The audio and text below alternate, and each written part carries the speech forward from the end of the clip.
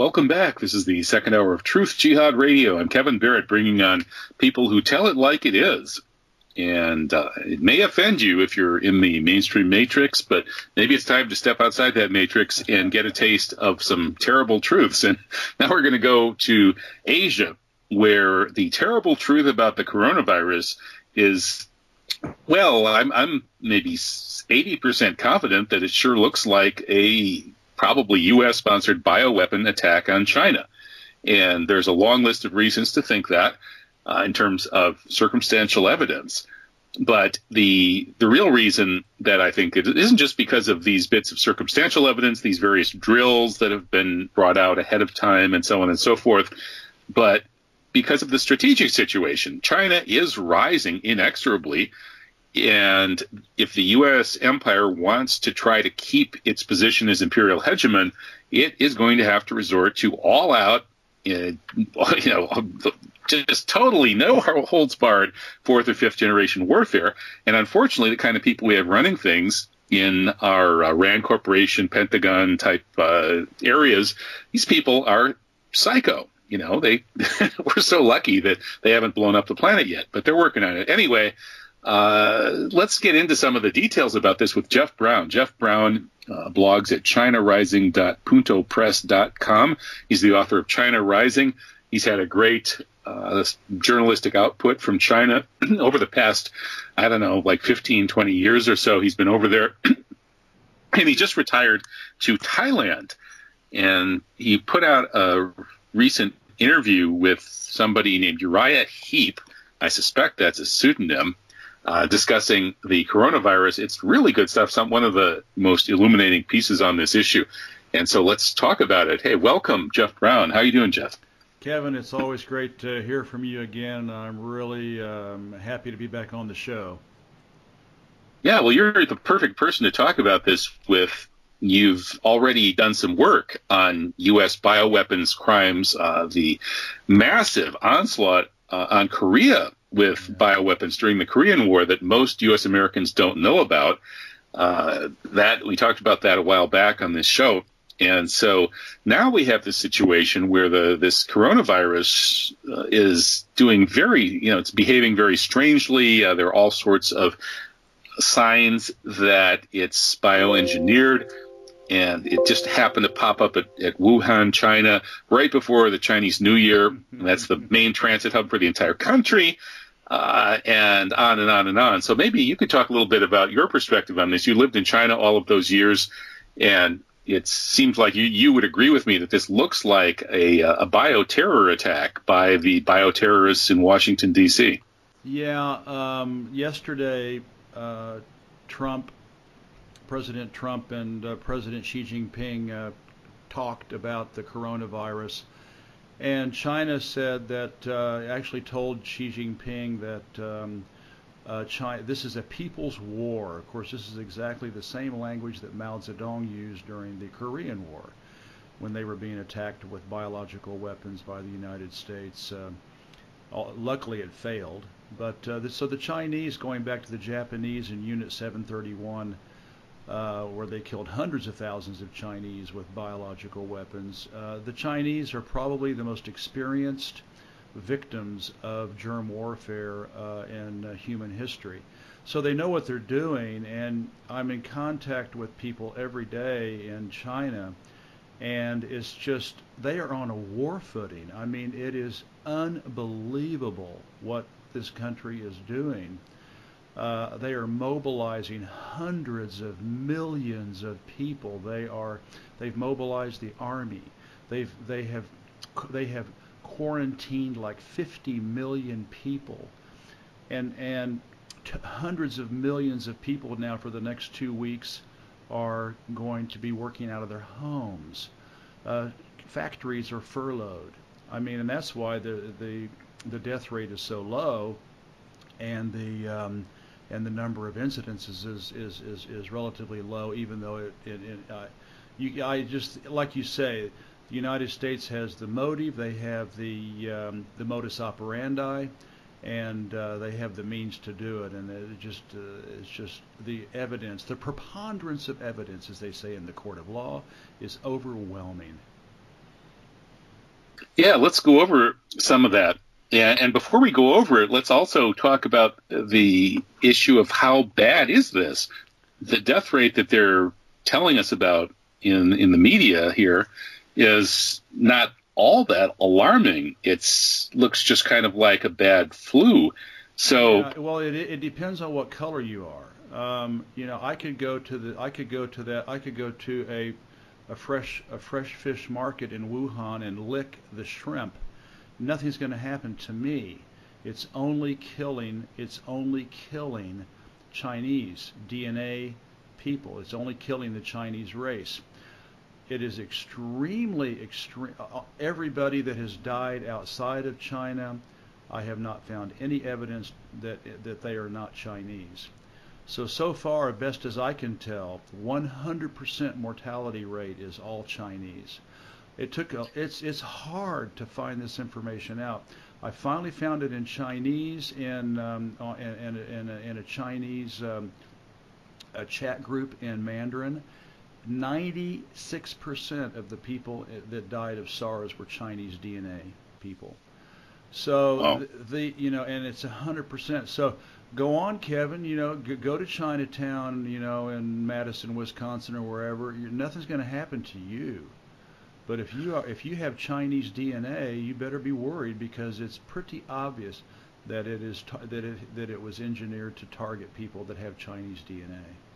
Wow. Well, this sounds like what Project for a New American Century said in their notorious Rebuilding America's Defenses manifesto that famously called for a new Pearl Harbor to mobilize a U.S. assault on the Middle East. Yeah. And they got one year after they published it. And in their manifesto, Rebuilding America's Defenses, one of the things that they seem to be calling for, alongside a new Pearl Harbor, that is a massive surprise attack on America, was they were calling for bioweapons. They said that ethnic-specific bioweapons could become a potentially useful political tool.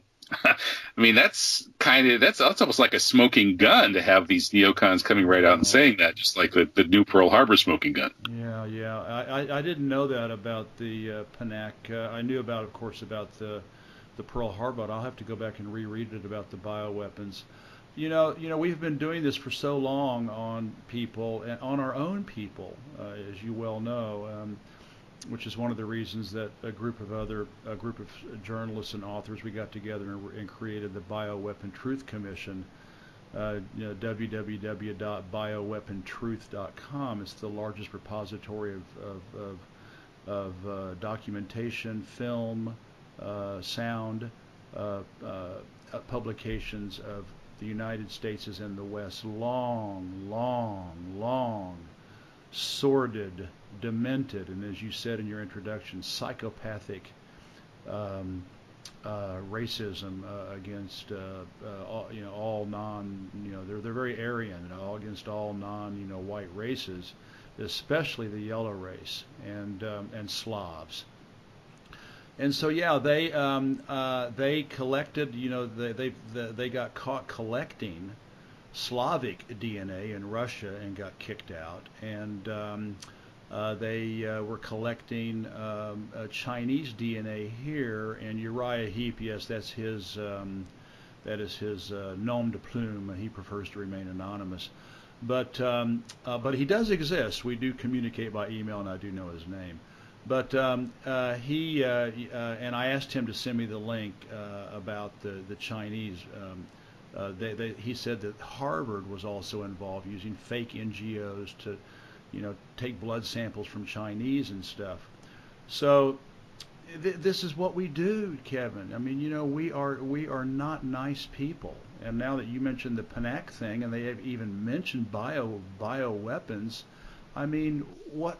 Yeah, that's a direct quote. It could become the ethnic-specific bioweapons could become a politically useful tool. That's I'm pretty sure that's a perfectly accurate word-for-word direct quote from that PNAC document. The alignment of so many things going on here, and after you flip the devil's coin, 5 or 6 times, and you keep coming up with a forked tail.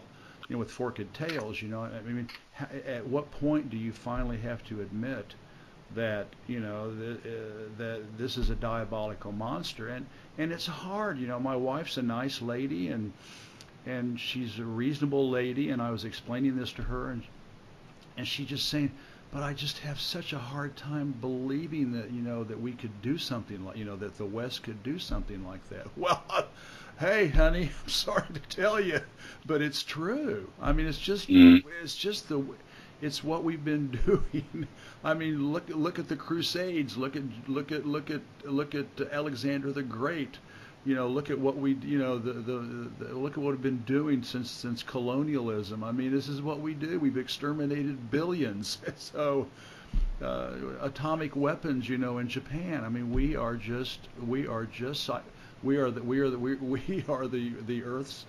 human race's, psychopaths. I mean, I'm just sorry to say it, but we are. Sometimes it seems that way. I mean, there have been a number of sort of psychopathic outbreaks in human history. The Mongol invasions, for example, building temples of skulls of the people that have total exterminations of entire cities and things like that.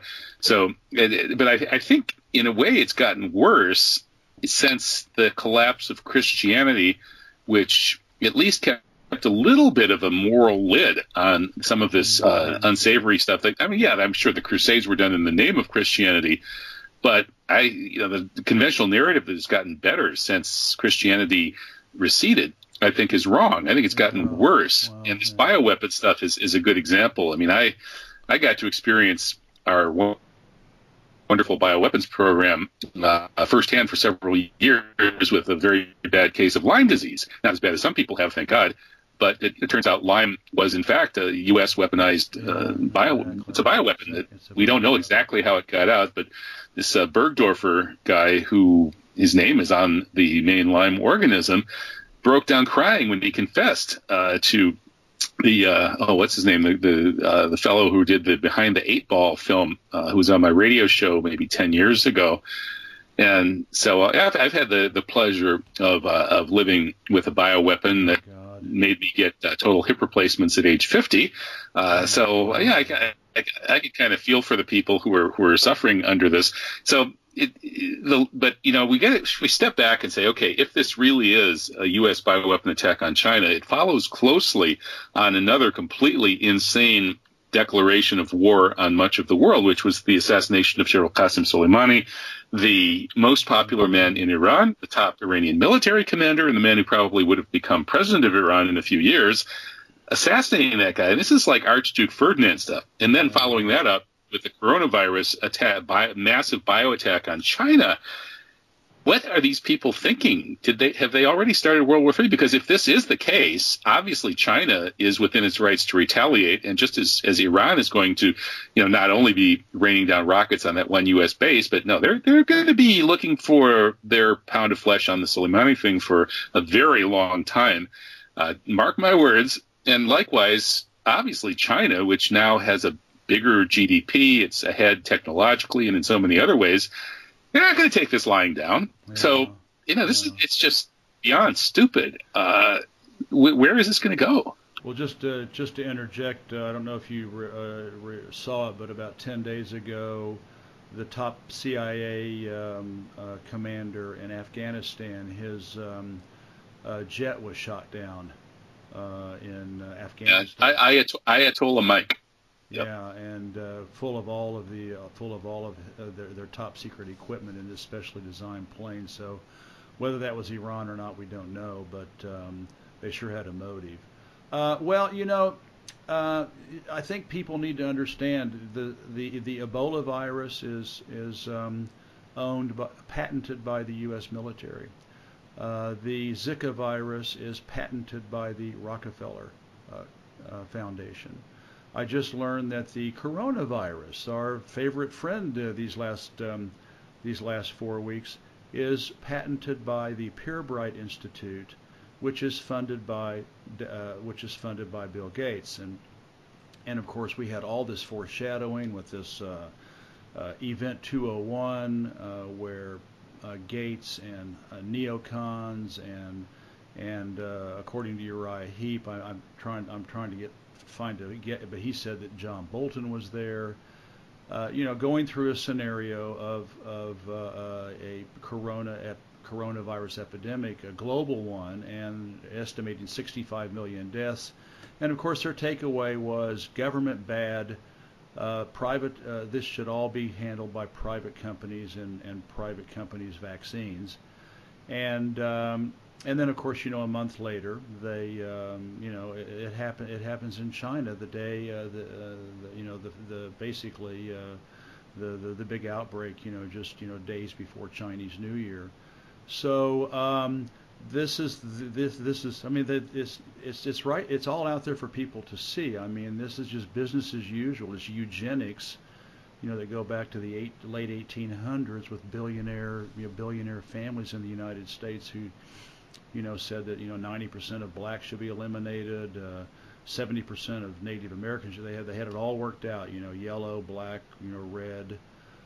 And so, this is a long-standing, issue. Our founding fathers in the United States were all Aryans. They all believed in the Aryan myth of the whites, marching towards the west, towards the sun, and it's very, very, very much grounded in white supremacism. White Christian evangelicism, anti-Islamic, hatred, and the infidels, etc. This has been going on for a long time, Kevin. Well, how do you see the sort of backlash in the educated classes here in the United States, in the colleges and universities? There's a kind of an anti-white feeling. It's if anybody who tries to say anything nice about white people, in the same way that the Hispanic club supports Hispanic culture, and the African American club supports black culture, and the Jewish club supports Jewish culture and Zionist genocide. But if some guy says, I want to start like a white guys club on campus, he gets lynched. So I don't know if this white supremacy is really everything it's cracked up to be these days. But I hear you. The thing is that these crimes of the Europeans in the last 2 centuries are quite real.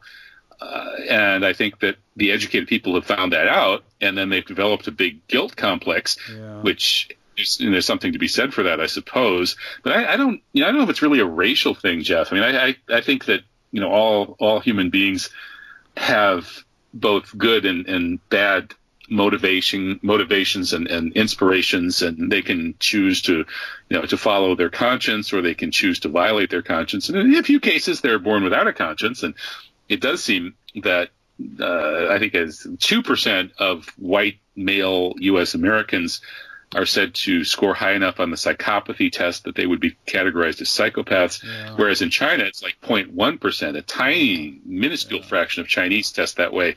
So maybe there is something to this. But in any case, John Hopkins and Bill Gates, the Economic Forum, Johnson & Johnson, organized that event 201 that you were mentioning, that studied something that looked exactly like this coronavirus. I think it was last October. And there are other drills like that too. The lockstep drill from 2010, envisioning the coronavirus-like pandemic that kills 8 million people in 7 months, devastates the world. But that is they envisioned bringing in more government control rather than privatizing everything. They were saying that China into a police state kind of police state, and they said China would do well because China is such a police state. Wow. China would be able to deal with this better than any place else. China's not a police state, but it is an authoritarian government, but it's definitely not a police state compared to the United States. Yeah, and pointedly, the Chinese were not invited to the event 201, and obviously because the Chinese, their Ministry of State Security, I think, is at least as good as the CIA in terms of just, I'm not talking about killing people and assassinating people and exterminating people, but I mean just in terms of just intelligence and reconnaissance and signal intelligence, human intelligence. the Ministry of State Security here is at least as good, if not better, than the CIA and the MI6 in the UK. And so they've got all the information that's coming out of these various activities that foreshadowed the Wuhan event. And I think that is why they are treating this, as Xi Jinping said to Donald Trump yesterday, a people's war. They know this is a bioterrorist attack. They know it. They know this is an engineered virus. And I'm going to write about this. But they can't declare it, because if they did, the outrage among the people would be so great that they would, in order to even maintain credibility, but what I call Baba Beijing, the leadership, Baba Beijing would have to respond in some way, because it is an act of war, and there's only two things they could possibly do to avenge a publicly declared attack, and that is sink the dollar, to dump their $1 trillion in U.S. treasuries, which would cause a world depression, or they could have a hot war. And neither of them are in the interest of the Chinese people, and neither of them are, in the interest of their long-term goals to be a highly advanced, economic, military, scientific, and technology, a rich communist country by 2050. So they're stuck. They can't say anything. If you go onto the Chinese media and read in Mandarin, there's some speculation and stuff, but people are talking about it, but it's not. I think they're letting a little bit of the pressure off of the steam valve, but and not even that, Kevin. If they did it, can you imagine the nationalist reaction and the outrage in country? They would be attacking Apple stores and McDonald's, and they've wrecked the country with this damn thing. The people, they would be killing. They would be killing white people. Even if they're not, they would be attacking. They would attacking the U.S. embassy in Beijing. The outrage would be so. So it would probably be difficult for them to control. So they can't admit it, but you can just tell by the way that they're handling this. They are treating this as an act of war. So that's a given. And that raises a lot of questions about where do they go from here. And normally, if I try to think myself into the position of the strategists who deal with these things, with the rise and falls of great powers and how to strategize for one's own nation or whatever empire, they right now, I can't quite figure out what they're thinking in killing Soleimani and declaring basically a long-term, if not practically endless, war with Iran that's going to be simmering under the surface forever. And then this, which has to ultimately bring some kind of retaliation, whether openly declared or undeclared. And, at one level, you can imagine the hardline militarist, chauvinist types who are absolutely dedicated to maintaining the primacy of American power in the unipolar world. And in their minds, they would be thinking, well, we've got to fight it out sooner rather than later. So let's provoke the Chinese. Let's get this thing on. Let's get it on. Just like those crazies who wanted a nuclear war with the Soviet Union in 1962 and practically got it. If Kennedy hadn't stood up against it, they would have got it. So that's one group. But then I have to wonder whether some of the folks who might be a little smarter than the members of that group wouldn't recognize that this is going to set off an endless cycle of potential tit-for-tat retaliation, a bio-war arms race that likely would decimate the planet and its population. And there are a bunch of very wealthy, well-placed people who have gone on record saying things like, was it Prince Charles who said, I would like to be reincarnated as a deadly virus that could kill off most of the planet's population? And there are many of them who've spoken like that.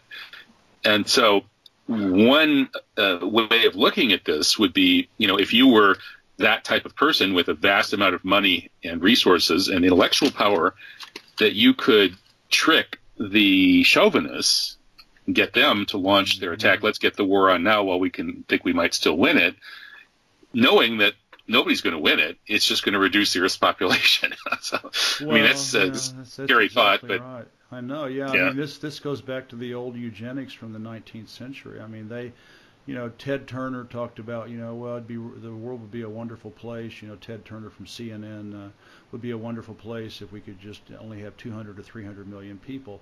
I mean, even Robert Malthus, the guy who wrote the book about the population explosion, I think it was in the 1850s, he wasn't worried about the elites and the aristocracy. He was worried about blacks and browns and reds and yellows. That's always been their concern. Bill Gates had a TED talk talking about how vaccines can be used to reduce population. I haven't seen it yet, but I saw the hyperlink on it. He's also made claims. There's a lot of people who you mentioned Prince Charles, who would love to basically harvest the 99% and leave the planet for the 1%. So now I honestly do not think I've been in China for 16 years, and I know these people. They didn't respond with germ warfare after Korea. I think they didn't respond to the Japanese after Unit 731, killing hundreds of thousands of people there. And the Chinese are not going to put anthrax in the water in Washington, D.C. That is not their modus operandi. But wouldn't they be tempted, though, to create a kind of a flu-type thing like this that targets white people? No, I don't think the Chinese would do that. I mean, they will have to do something, probably asymmetrically. But I think they are so focused on their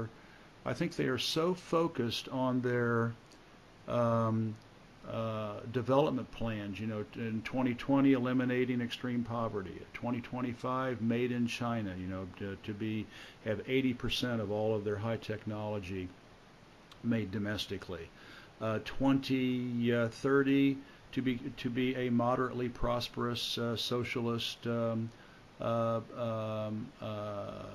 country, which in Chinese is Xiaokang. And then by 2049, the 100th anniversary of the founding of the People's Republic of China, to become again, as I mentioned, a wealthy, militarily undefeatable, scientific and technological behemoth. And so, they're very Confucian. They're very Buddhist. They're very Tao. Lao Tzu and the Tao. I think the Chinese will just take these punches because I think they realize that, and you're right. Sounds like a rope-a-dope strategy, like Muhammad Ali, exactly, the Rumble of the Jungle. And I think I think Uriah Heep made a very good comment. The West thinks that the only way that they can succeed is to put people down, push them down, destroy them, exploit them, and it does long term. It does not work, and the Chinese are people. Oh, the Chinese are all the same. They're just they're just as bad as everybody else. That moral equivalence is BS, because the Chinese really do believe in win-win cooperation. They were 200 to 300 years ahead of the West in military and seafaring technology, even hundreds more, even 500 or 600 years ahead in seafaring technology. They could have easily taken over the world back in the 15th century when they were sailing all over the place. They had they had grenades. They were so advanced. They could have taken over Africa. They could have taken over Asia. They could have taken over Indonesia. They didn't do it. They could have taken over India. They didn't do it. They just went to all these places, and I think I think I can't think of the guy's name who wrote 1424, but I think they also went to the United States and got there way before Christopher Columbus. But they didn't do it. They said, "Here we are. Here's our books. Here's our stuff. Let's make a deal. Let's exchange information. Here's some of our concubines. Let's do an exchange with concubines?" And they brought diplomats and princes and scientists back to China for further cooperation, and then brought them back after 3 or 4 years.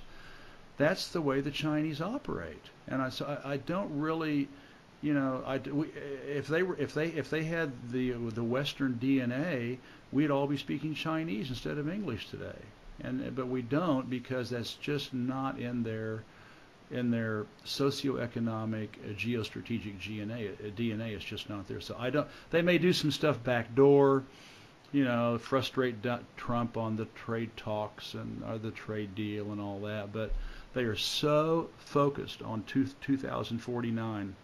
They think so long term. They don't think like for the next quarterly report like Americans do. They don't think about the 24-hour news cycle. They are so focused on their 2049 centennial goals that I think that they will just lump it and survive it and keep pushing ahead and try to avoid a hot war, which would destroy that plan, and try to avoid a global depression, which would destroy that plan.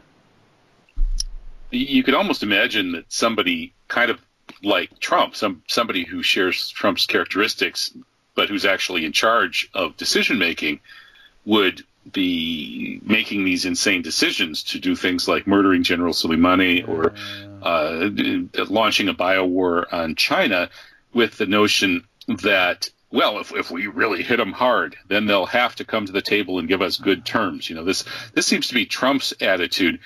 And it's kind of a mafia attitude. It's a gangster mentality, Kevin. It's just gangster. And Kevin, it's not just Soleimani. Of course, they're scared.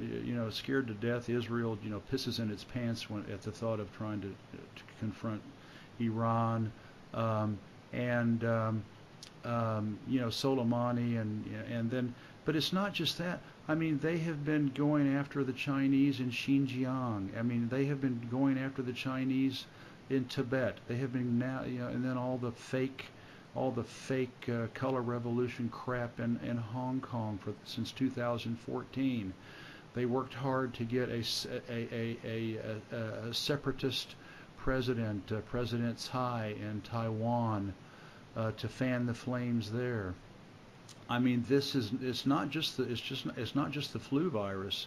It is and then as also as Uriah Heep and I talked about, they've also were obviously attacked with a swine flu virus, African swine flu, which leapfrogged from the area of Georgia where the Richard Lugar bioweapons lab is, and right. It just leapfrogged to the China, and then it leapfrogged all over the country, wiped out 40% of the country's swine herd in the largest swine industry in the world.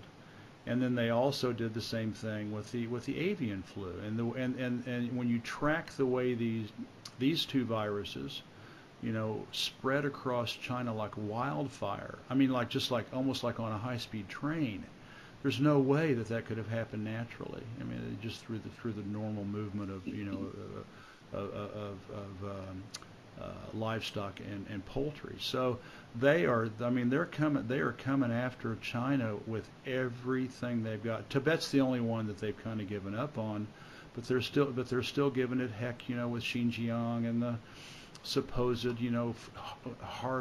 organ harvesting, and but China pretty much took care of the terrorism there, with their kind of like vocational education schools and educating the people. Well, one has to wonder to what extent the Chinese may have overreacted and actually carried out some abuses against the population there. Right? That's possible, but they don't have any interest in, and yeah, sure, there's always going to be a local guy that oversteps his bounds, but but and I've written about this, but the national policy. I mean, the frickin' minorities in China are treated like royalty. I mean, they get away with murder there. I've written about this. You know, they get treated with they get the most money per capita, the most social programs per capita, the most of everything per capita.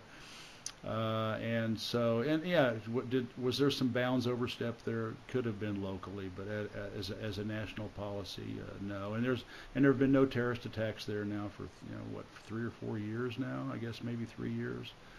And so yes, is it why I thought the strategy, the smart Chinese strategy, would have been to emphasize that these people are being weaponized against us by the same people who are weaponizing ISIS and Al Qaeda. Come right out and say that, and then they did, and at least I guess nothing they say really makes. Oh, in the Chinese media, they didn't say United States, but they talked about outside extremist influences infiltrating the country, because that border out there, with Kazakhstan and Russia and Afghanistan and Pakistan, I mean, that is no man's land out there. There's no way they can guard it. And so, they were bringing in from Pakistan and from and of course the America has all the air bases in Afghanistan, and they could fly in these ISIS types and then infiltrate them through the Khyber Pass and over through Kazakhstan, etc. So they were sending in a lot of terrorists, and China dropped the ball. I mean, they basically that was their policy for years and years, was to just kind of let the minorities be minorities. We don't want to be accused of having a heavy hand in how they organize their lives, but then they realize, well, by taking a hands-off approach, we have that created a vacuum, and that vacuum got filled by extremist, Wahhabist, the Saudi Wahhabis, filled that gap, and ISIS came in, and Al Qaeda, which were of course American proxy armies, trained these guys, and and infiltrated them back in. So they are coming after China with everything they've got, and it's not even it's commercial. They imprisoned the CFO Meng Wanzhou, the daughter of the CEO of Huawei. She's imprisoned in Canada on trumped up charges about supposedly violating Iranian sanctions that even the Canadians don't agree with. They're attacking. They're trying to crush Huawei. They fine ZTE billions of dollars in fines. I mean, you said the word of the day, Kevin. It's gangsterism. That's all it is. Mm-hmm. Yeah, it sure seems like it. Well, in your interview with Uriah Heep, he said some things that made me wonder about this coronavirus, and what we're hearing here is that it has a very low death rate, and that's that's China. That's not just with non-Chinese people or anything. The official statistics seem to show a very low death rate, but what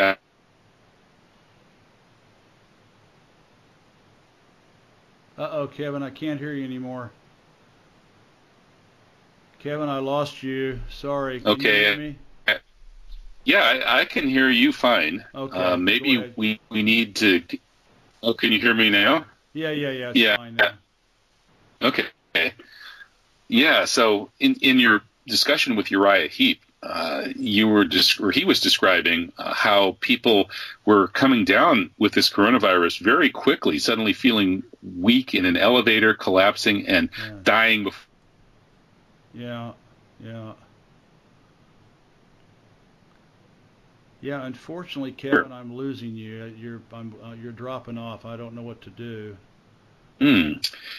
Okay. Yeah. Boy, I wish we could maybe we can get a new connection with you. I don't know if Mr. Rowe happens to be listening. If we could, maybe I can even do this. Let me see if I can find a way to get a different connection or call you back. Fine. Yeah. The reason that the death rate is so low is because the Chinese have gone to such extraordinary I mean, they built a hospital in like 5 days, and they're building hospitals now in Wuhan in a matter of days. They've imported hundreds of millions of masks from all over the world. I'll tell you why. I have friends that I talk to there in Shenzhen, which is not even even near close to Wuhan, and this is true all over China. You cannot leave your compound, your little apartment complex, or if you happen to have a house, a freestanding house in a community, you cannot leave that community without proving that you have a mask on. They check your identity. They've got 24/7 guards, neighborhood guards in every neighborhood and every compound. They register who you are. They check your temperature. And if you have a temperature, you are immediately escorted to the hospital. Only one person per household, and of course they have a list of all the households in that neighborhood. Only one person per household can leave the house every 2 days to go buy essentials, food and medicine or whatever, water, etc. And then I'll tell you how thorough they are attacking this. Our daughter goes to Beijing Normal University, and she's stuck down here. They canceled her flight. She can't go home, and they've canceled flights for I don't know how many hundreds of thousands of people who cannot get back into China. She's a white girl, she's not even Chinese, although she speaks fluent Chinese, and she is down here, and she has to report into Beijing Normal University every day before 12 noon, and she has to tell them her temperature, her health status, how she's feeling, and where she is, her location. And they are doing that for every student in that university, and I can guarantee you they're doing it for every student in every university in the country. Can you imagine that? I mean, it's just, and if she doesn't call, they call her. If she forgets to call, they call her. So this is the kind of just incredible organization and coordination and heroic devotion that the Chinese are showing to and working 24/7 to limit the death rate and to limit the what's it called where you contract the contraction rate or the sickness rate in China, because they are on a war footing, and I think they know it's a bio attack. Well, it's ironic that China is doing such a good job of dealing with this emergency through its ability to get so insanely organized. And that is exactly what was envisioned in that simulation from 2010, the lockstep exercises that the Rockefeller Foundation and Global Business Network pulled out.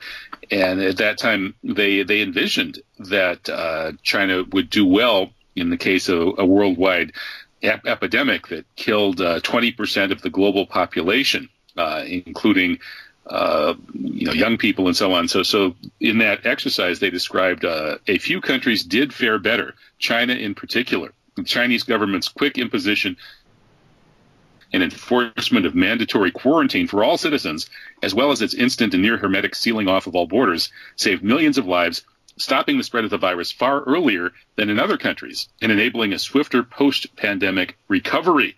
So 10 years ago, the Rockefeller Foundation was envisioning China doing very well against the pandemic, and now it's actually happening. And that does raise the issue of if there were a parallel pandemic in, let's say, the United States, I don't think the U.S. could get as well organized in dealing with it as China has. Well, just look at the H1N1 epidemic in 2009 in the United States. It started in America. They didn't do a damn thing. Free markets, market forces, freedom, liberty, blah, blah, blah, blah, blah.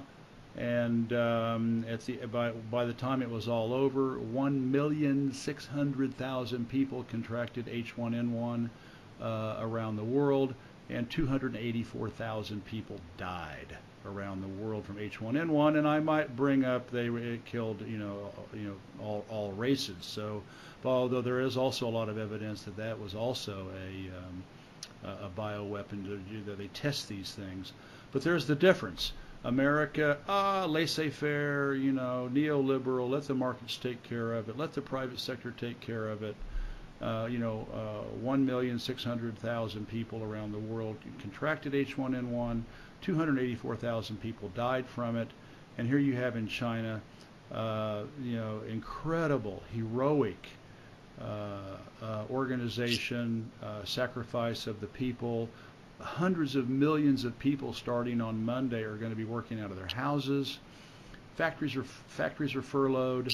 The sacrifices that the people are taking are just amazing. So that's the difference. And if people want to call the China a police state for doing it, well, okay, I'm sorry. As a result of this, they are probably going to save thousands and thousands and thousands of lives in their own country against a virus that was, in my opinion, patently developed to kill Chinese. And so, what would you do if you were Xi Jinping? That's the question. Well, yeah, obviously they're going to have to use the tools they have to try to stop the epidemic.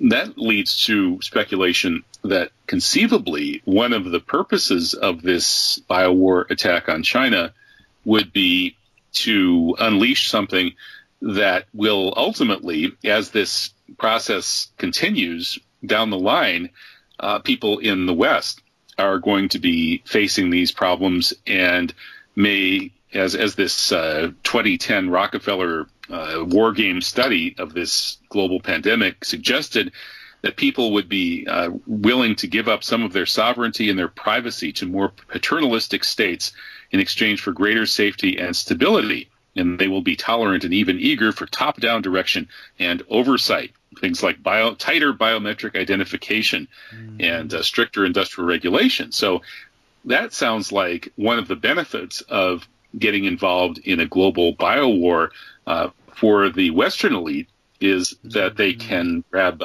more power and organize more of a top-down society. Well, Kevin, you are the planet's expert on false flags, and the Boston Marathon bombing, and they declared martial law, and were rampaging through people's houses, no questions asked. I mean, every one of these false flags that is going on in the West, Nice, Bataclan, I mean, it just goes, Las Vegas, on and on and on, 9/11, anthrax scares, this whole thing is, again, you're exactly right, is to condition the Western world to accept. They've already lost their freedoms. I mean, the national defense. The NDAA, the National Defense, Authority, whatever. Authorization Act. Yeah, Authorization Act. I mean, there is no American Constitution. There is no French Constitution. I mean, it's gone. I mean, there's no. We have no civil rights or vote, human rights in our countries, and so that you're exactly right, and I'm sure. And this is also conditioning by seeing the success of the Chinese doing what they're doing to stop a biowar, a bioterrorism attack. Makes it as you just said. That's a good point. It makes it easier for the oligarchs in the West to say, well, look, China did it. We have to do the same thing. So there is something to be said for that. And it does underline how the West has declined to the point that there really isn't much of a virtuous elite left. The Platonic guardians of the city, who are supposed to be people of virtue, who've devoted their entire lives to protecting the city or the state from enemies, foreign and domestic, and promoting the welfare of the citizenry and perhaps the general welfare of humanity. Ideally, such people have existed one way or another in many, if not most, societies, not necessarily consciously following Plato's recipe, but it's just in the nature of complex human societies. And religion has played a part in this. I think the West had guardians who were motivated by religious ideals. And then post-Christianity, there was, to some extent, a virtuous elite that was public-spirited. But it seems that that's gone, and now we have a vicious elite that's totally self-interested. Trump is a perfect embodiment of that. He is a personification and avatar of the vicious nature of today's Western and especially U.S. American elite, whereas China, ironically, with its Communist Party devoted to what I see as a false ideology or a false religion, a worship of something other than God, although it certainly has its positive aspects, ironically, by this Confucian tradition of selecting the best people to become the Platonic guardians of China, and then wedding that with communist ideology, it seems that the Chinese may have managed to produce a new kind of virtuous elite, sort of like the Iranians have with their theocracy, quote unquote, and that these are really the future. I totally agree with you. Iran is a socialist theocracy, and if you read Ramin Mazaheri's work, he's an Iranian working for Press TV and Paris, and he talks about that too. Westerners love to poke fun at China, but Mao Zedong's motto it still rings true: serve the people. And so you're right. They're taking the Confucian, the Taoist, the Buddhist precepts, and combining that with the Mao's mantra of serve the people and do good for the masses, and it's working. I mean, we were back in France and last summer, and then the summer before, for Christmas, for my mom's funeral, and I go back to America now, and Europe's obviously a lot better, but especially the United States, it's like going back to the 20th century. I mean, it is so dilapidated and so tired and so just blah. And when we were living in Shenzhen, we would walk across the bridge, the Shenzhen River, into Hong Kong, and I'd turn around and wave to Shenzhen and say, bye-bye 21st century, and I'd turn and face Hong Kong and say, hello 20th century. I mean, as far as I'm concerned, it's game over. I mean, China is so far ahead of the United States in infrastructure, technology. I think their education system is brutal. It's meritocratic. But look at the kind of citizens they are graduating, to work in the country. That's the biggest secret of its success, I think, is that meritocracy. Absolutely. And the leaders. I mean, Xi Jinping had lice and fleas for 8 years or 7 years during the Cultural Revolution. Living in a hovel in in the deserts of West Central China. Li Keqiang, Hu Jintao. These guys. They start out. They manage a local committee, and then. We hit the bumper music at the end of the show, but that Chinese elite is created in a pretty effective way, and it's led to a relatively non-corrupt society guided by people with some public spirit. So may they recover from this horrific pandemic and come back stronger than ever. So thank you so much, Jeff Brown. Keep up the great work. Look forward to talking again. Kevin. I love following you. Bye-bye. That's Jeff Brown.